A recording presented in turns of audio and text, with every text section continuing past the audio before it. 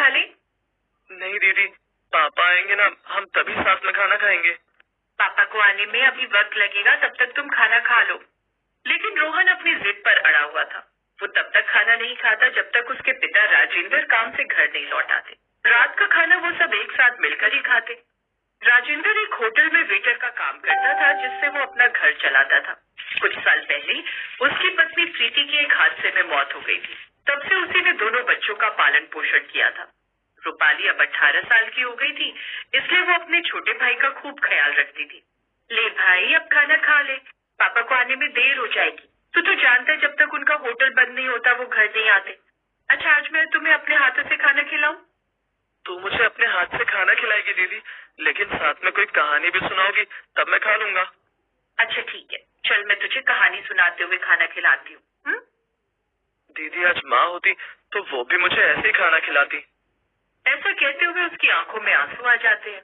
रो मत रोहन, माँ ऊपर से तुझे दुखी होते हुए देखेगी तो उसे कितना बुरा लगेगा।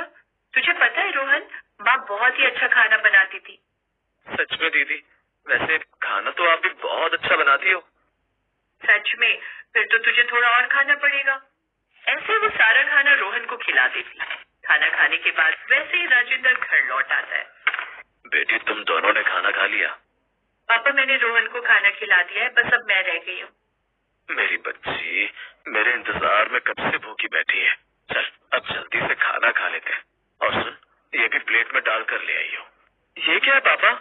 चना चाट है, मैं होटल से लेकर आया हूँ। अरे वाह, चना चाट, फिर तो मैं भी खाऊंगा। हाँ, तुम्हारे लिए भी लाया हूँ। चल अब जल्दी से आ जा। अब वो तीनों होटल की बनी हुई चना चाट साथ में खाते हैं। वो सब खाकर वो सो जाते हैं।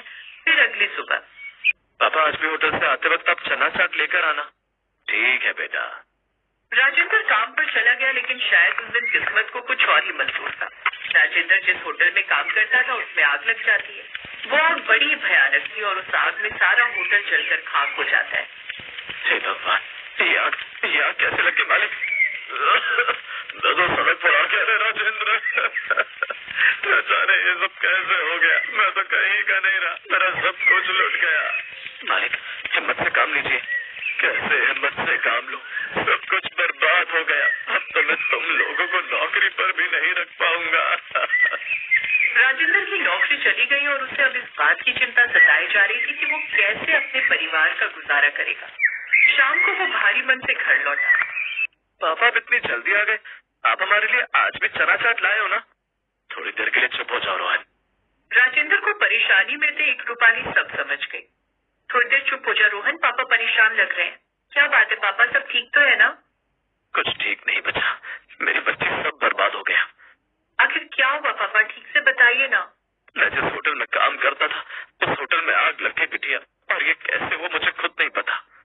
आप परेशान मत होइए, देखना एक रोज सब ठीक हो जाएगा, मैं खाना बना देती हूँ।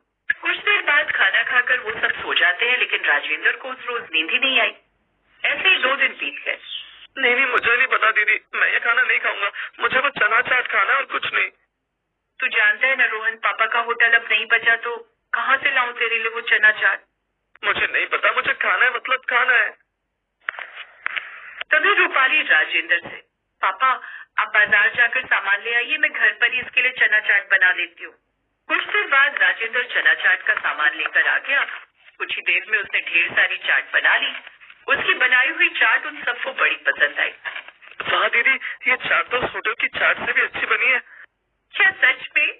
हाँ दीदी, ये बिल्कुल ठीक कह रहे बिटिया, तुम्हारी बनाई हुई ये चाट तो हमारे होटल की चाट से भी बहुत अच्छी बनी है। ये सुनकर रूपाली को बहुत अच्छा लगा। रूपाली बेटिया, मैं भी काम ढूंढने जाता हूँ, तुम दोनों अपना ध्यान रखना। ऐसा कहकर अब वो काम की तलाश में निकल पड़ा। दीदी, अगर आप ये बेचोगी ना तो देखना अच्छी कमाई करोगी। अरे वाह रोहन, ये बात मेरे दिमाग में क्यों नहीं आई? अब उसने झट से चना चाट उठाई और रोहन के साथ पास के रेलवे स्टेशन की ओर चल पड़ी। फिर ट्रेन में चढ़कर चना चाट बेचने लगी। चना चाट ले लो, चना चाट। अरे वाह, खुशबू तो बड़ी अच्छी आ रही है। कितने की है चना चाट? जी बस 20 रुपए।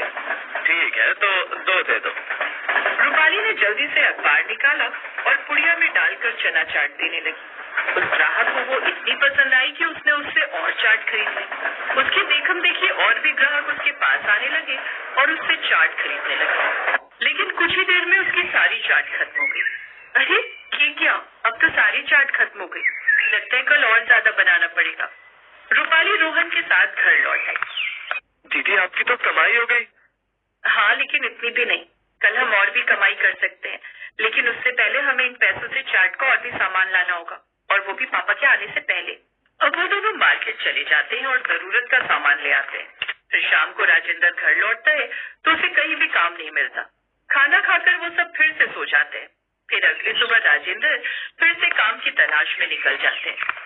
उनके जाते ही रूपाली भी जल्दी से वो एक बार फिर रेलवे स्टेशन की ओर निकल पड़ती है, जहाँ ट्रेन में चढ़ते ही ग्राहक फिर से उसके पास आकर उससे चना चाट मांगने लगते हैं। अब वो एक बार फिर से उनको चना चाट देती है। एक एक कर और भी ग्राहक उसके पास आने लगते हैं और देखते ही देखते ग्राहकों की भीड़ और भी बढ़ जाती है।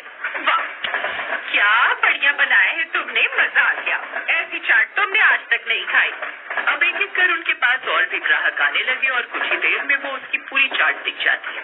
उस दिन उसकी पूरी 700 रुपए की कमाई होती है। अरे वाह रोहन, आज तो कल से भी अच्छी कमाई हुई है। अब तो देखना हमारा काम कितना अच्छा चलने लगा है। अगर यही काम चल निकला ना तो अपनी तो बल्ले बल्ले है। पापा को भी फिर काम के लिए इधर उधर नहीं भटकना पड़ेगा। शाम तक वो दोनों घर लौट आते हैं और ऐसे ही अब ये काम वो अगले कुछ दिनों तक करते हैं। लेकिन फिर एक रोज, इतने दिन हो गए कहीं भी काम नहीं मिल रहा, महीना खत्म होने को है, घर में राशन पानी भी खत्म होने वाला है। ऐसे में मैं अपने बच्चों को क्या खिलाऊंगा? अब कहीं कुछ काम नहीं मिल रहा तो क्यों ना मैं स्टेशन पर जाकर कुली का ही काम कर लूं। कम से कम कुछ पैसे तो आएंगे जिससे मैं घर में राशन पानी ला सकूं। अब राजेंद्र स्टेशन पर ही कुली का काम करने लगता है, जिससे उसे शाम भर में 200 रुपए की कमाई होती है, जिन्हें लेकर वो घर आता है और थोड़ा सा आटा और चावल भी ले आता है। अरे ये क्या, घर में तो राशन खत्म हो गया था, फिर ये इतना सब सामान कहाँ से आया रूपाली? वो पापा, मैंने थोड़े से पैसे जोड़े थे, जब आप घर खर्च के लिए पैसे देते बस उसी से ले आई। ऐसा कहकर वो बात वहीं खत्म कर देती है। लेकिन फिर अगले दिन वो राजेंद्र के काम पर जाने के बाद फिर से चाट लेकर ट्रेन की ओर निकल पड़ती है और चाट बेच रही होती है। चाट ले लो, चाट। तभी उस ट्रेन में राजेंद्र भी सामान लेकर चढ़ता है। वो रूपाली के पास ग्राहकों को देख लेता है, साथ ही वो देखता है कि कैसे एक के बाद एक कई सारे ग्राहक उसकी बनी चाट खरीद रहे होते हैं। कुछ ही देर में उसकी सारी चाट बिक जाती है। रूपाली तो यहाँ ये सब? पापा जी आप वो मुझे माफ कर दीजिए पापा। उस रोज मैंने चना चाट बनाई तो उसे यहाँ आकर बेचने की सोची तो सबको बड़ी पसंद आई और फिर मैंने ये काम शुरू कर दिया ताकि मैं घर खर्च में आपका हाथ बटा सकूं। और पापा जो राशन कल इतना सारा घर में आया था ना, वो सब दीदी अपनी इसी मेहनत की कमाई से लाई थी। दीदी ने कुछ गलत नहीं किया, वो तो बस आपका दुख कम करना चाहती थी। ये सुनकर राजेंद्र को अपनी बेटी पर बड़ा गर्व हुआ। मुझे नहीं पता था मेरी बेटी इतनी बड़ी हो गई। मुझे तुझ पर गर्व है बेटी। ऐसा कहकर उसने अपनी बेटी को गले से लगा लिया।